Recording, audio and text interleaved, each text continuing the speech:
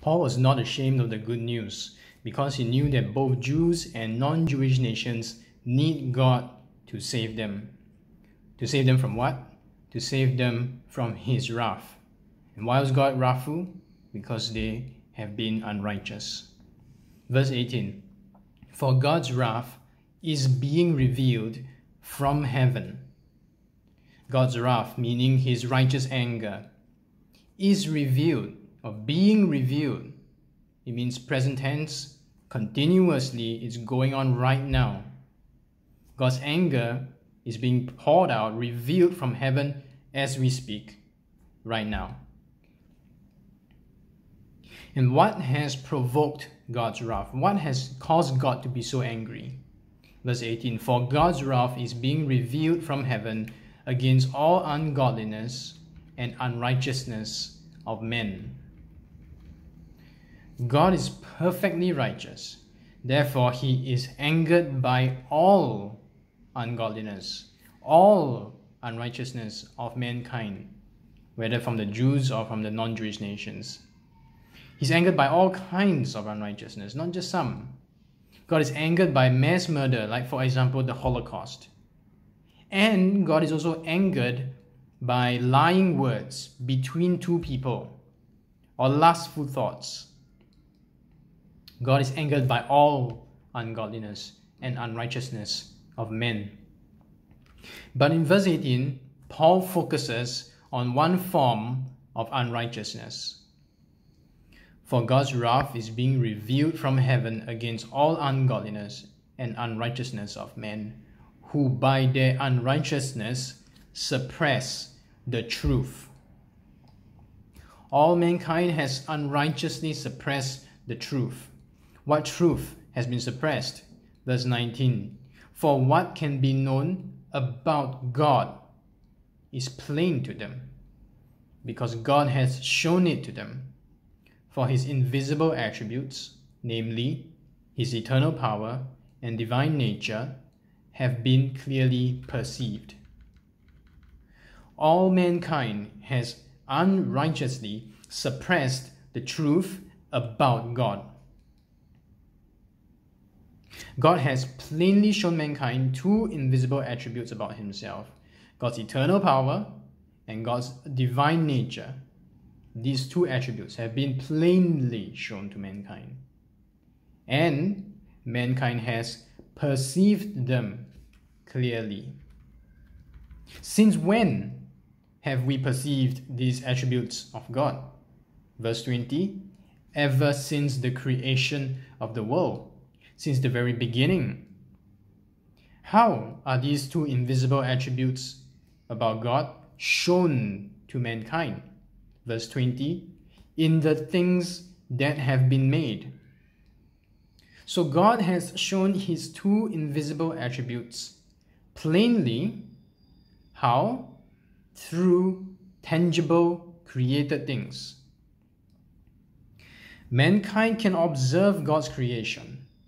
Mankind can clearly perceive that a divine being of eternal power made everything. Now, just a clarification. Paul did not say that after taking a walk in a park and observing all the creation in the park, we know everything about God. Paul only said that when we observe creation, we know two things about God. Not everything, just two things, two attributes. God has eternal power. God has a divine nature. How does this work? So let's take a walk in a park, in our imagination, and you notice all the non-living things like maybe the playgrounds or the lampposts, and you think about it, humans constructed them. Those are the non-living things. Then you notice the things with life like flowers, humans planted them, or puppies, humans care for them, or children, humans gave birth to them. So if we ask ourselves, how did all these non-living things and living things come into existence? Who created them? Yes, humans constructed, planted, cared for, gave birth to, but who created. Humans can construct something from something, but we can't create something from nothing. So when we observe created things, God shows plainly that the source of all things, living things, non-living things, the source of all this is not us. We perceive clearly that the source of all things is not us. We clearly perceive that someone greater than us created all these things.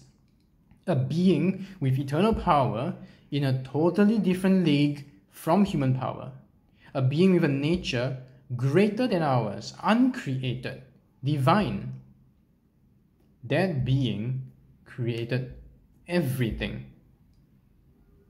But mankind has unrighteously, not innocently, we have unrighteously suppressed this clear perception that there is a greater divine being. Mankind has unrighteously suppressed this truth about God. Verse 20, so they are without excuse. It was not an accident, it was an unrighteous suppression. So they are without excuse. Unrighteous mankind deserves God's wrath. Verse 21, for because although they knew God, that is, although they knew these attributes of God, they did not honor him as God or give thanks to him, but they became futile in their thinking, and their foolish hearts were darkened. Although mankind perceived that there is a greater divine being, mankind did not honor him, mankind did not thank him for bringing us into existence, and so as a result, two things happened. Mankind's thinking has become futile, intellectual failure, a form of irrationality has taken over the minds of men. Very academically qualified men have experienced intellectual failure. Mankind's foolish, that's the first thing. The second thing, mankind's foolish hearts were darkened. In other words, moral failure. Right is wrong, wrong is right. The failure to honor or thank our Creator has led to intellectual and moral failure, irrational minds and immoral hearts. And what is the depth of human irrationality and immorality? The answer, idolatry. Verse 22 to 23, claiming to be wise, they became fools and exchanged the glory of the immortal God for images resembling mortal men and birds and animals and creeping things. When mankind looks at created things, all mankind clearly perceive that neither humans nor animals created all things. Surely only a greater being with eternal power and a divine nature could create this universe. So, why did people suspend rationality and exchange the immortal with an image of a mortal? Exchange the creator with an image of a mere creature and then worship that image. To compare a human to an animal is already an insult. Imagine someone call you a dog. It's already an insult. You are human. You can't be compared to a dog. So how much more blasphemous is it to represent the immortal God by a mortal creature? Worshipping God through images of humans or animals does not honor the glorious immortal Creator. It does not honor him as the immortal creator God. God is not honored, he is not thanked, he is blasphemed. The truth about the great God has been unrighteously suppressed by mankind. Mankind irrationally and immorally decides it is appropriate to represent the great immortal creator with images of mortal creatures. Now, blaspheming God through idol worship is an utterly unrighteous suppression of the truth about God. But atheism blasphemes even more audaciously. Atheism doesn't degrade the immortal God by representing him with images of mortal creatures. Atheism brings God even lower. Atheism has the audacity to even deny that the Creator exists at all. It will not even pretend to try and worship the Creator. Look around and you can see that mankind has either degraded the immortal God by idolatry or totally denied him by atheism. All the while, idolatrous or atheistic mankind claims to be wise, when in fact they became fools. Thus, holy ones should not be insecure or overawed by an atheistic scientist who mocks God with the assured results of science. His atheism is the height, or rather the depth, of futile thinking. His heart is darkened, but he likes it that way, of course. He has become a fool, but he thinks he is wise. His science is injected with an agenda to maintain his godless worldview at all costs. God's wrath is already on mankind. Why? For refusing to truly worship the Creator God. And how is God's wrath on mankind already revealed? Verse 24, therefore, God gave them up in the lusts of their hearts to impurity, to the dishonoring of their bodies among themselves. In righteous anger, God gave up unrighteous mankind to sin to their heart's content. When mankind rejects God and says, I will not honor you, I will worship on my own terms, my way, it doesn't matter about your eternal power and your divine nature, I will decide how I'm going to worship you. I will not honor you your way. So God's punishment was to say, okay, follow your heart. Earlier on in verse 21, for although they knew God, they did not honor him as God or give thanks to him, but they became futile in their thinking, and their foolish hearts were darkened. So in verse 24, God gave them up in the lust of their hearts to impurity.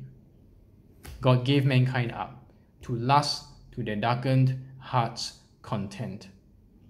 And mankind proceeded to carry out their hearts' lustful desires and dishonored their own bodies, and each other's bodies in sexual immorality. Why did God punish mankind? Once again, the same theme, verse 25. Because they exchanged the truth about God for a lie, and worshipped and served the creature rather than the Creator, who is blessed forever. Amen. Since mankind dishonored God, God punishes mankind by again giving them up to powerful desires to dishonor each other. They will feel like it. They want to dishonor each other's bodies. Verse 26, for this reason, God gave them up to disgraceful passions. Mankind is passionate about many disgraceful things, but one of them is homosexuality. For their women exchanged natural relations for those that are contrary to nature, and the men likewise gave up natural relations with women and burned with passion for one another, men committing shameless acts with men and receiving in themselves the due penalty for their error. Since mankind exchanged the truth about God for a lie, God punishes mankind by giving mankind over to exchange natural sexual relations for unnatural sexual relations. Verse 26, lesbians. Verse 27, gays. Homosexual desires consume them, and they commit shameless sexual acts with one another. Their exchanged unnatural sexuality is the due penalty for their error of exchanging the truth about God for a lie and worshipping creatures rather than the Creator. And you can see this punishment from God is increasingly obvious in Western culture. Western culture not only knows a little about God through observing creation, they had the longest exposure to at least semi-Christian influence and know more about God, the God revealed in the Bible. They know more about Him, at least they have access to the information more so than other cultures. However, Western culture and many Western churches themselves have decided to reject even more truth. They know more and they reject even more. They exchange even more truths about God for lies. So is it any surprise that God increasingly gives the Western culture up to increasing homosexuality and increasing transgenderism? In the past, maybe just a few decades ago, homosexuality was considered a disgraceful act by most, not even just Christians, by most people generally, and so it was practiced in private. It was still a shameful thing. Now, homosexuality is something to be proud of, something to march around shamelessly in pride. Western culture has even invented an evil cultural practice, a cultural norm, unprecedented in human history: same-sex marriage. And as if this is not bad enough, we don't find it that surprising that non-Christians in the Western culture would think this way, behave this way, but it's unimaginable that even church after church and denomination after denomination celebrate this in the name of equality or human rights. How can a wrong be considered a right? Shameless. It is clear that the degeneration towards Sodom is progressing. And those who commit such error will receive the due penalty as God's punishment. But there are other sins too, besides homosexuality. It's not the only one. Verse 28, and since they did not see fit to acknowledge God, God gave them up to an unfit mind to do what ought not to be done. To the unrighteous, God is unfit to be acknowledged. Well, we can just don't care about Him. We don't need to worship Him on His terms. God doesn't deserve to be honored or thanked or worshipped in the true way. Sometimes, many times, the existence of God is even denied by them. God is unfit to be acknowledged. And so as a fitting punishment, God once more gave them up, this time to an unfit mind. The human mind has been given over to become a sin factory. You can see this from Katy Perry's song, I Kissed a Girl. It felt so wrong, it felt so right. Don't mean I'm in love tonight, I kissed a girl, and I liked it. Katy Perry's a girl, she's a woman. She kissed a girl, and she liked it. Now, according to her, the chorus actually popped into my mind when I woke up. It was one of those moments where you hear artists talking about songs they get in dreams or in the middle of the night. I was like, wow, what an interesting subject matter to kind of pop into the head. God has given man over to an unfit mind to be a sin factory. And here are some examples of the sins that are produced from the sin factory of the human mind. Verse 29 to 31. They were filled with all manner of unrighteousness, evil, covetousness, malice. They are full of envy, murder, strife, deceit, maliciousness. They are gossips, slanderous, haters of God, insolent, haughty, boastful, inventors of evil, disobedient to parents, foolish, faithless, heartless, ruthless. Placed before us is a whole catalogue of evil. Envy, right beside murder. Gossipers and slanderers next to God-haters. The haughty and the boastful next to inventors of evil. And notice just how debased the human mind can be. Verse 32. Though they know God's righteous decree that those who do such things deserve to die, they not only do them, but give approval to those who do them. The final stage of depravity is redefining what God calls sin to be acceptable. Black is white. White is black.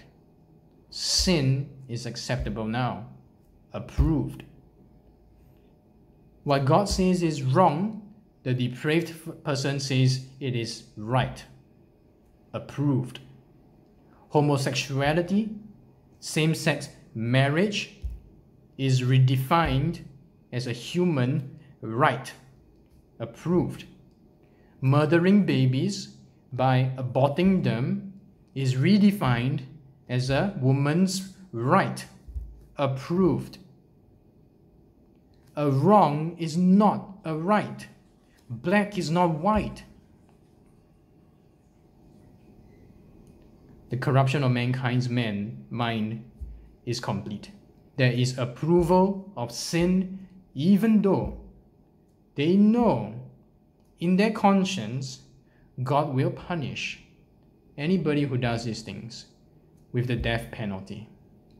Of course, they don't want to think about it often, and they manage to avoid thinking about it quite often. But deep down, they know there is a day of reckoning, and these will be punished with the death penalty. However, knowing this, there is simply no fear of even God's death penalty for sin.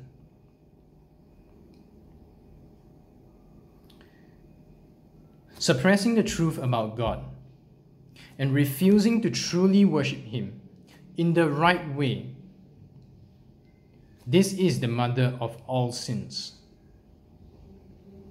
It gives birth to more sins subsequently. You can see this because when people fail to worship God in the right way, in wrath, God gives up mankind to follow their own sinful hearts and sinful minds. And as a result, their own sinful hearts and minds give birth to all kinds of sins. This is what we mean by total depravity. And God has righteously decreed that those who practice such things deserve to die. In other words, there is a death sentence hanging over mankind.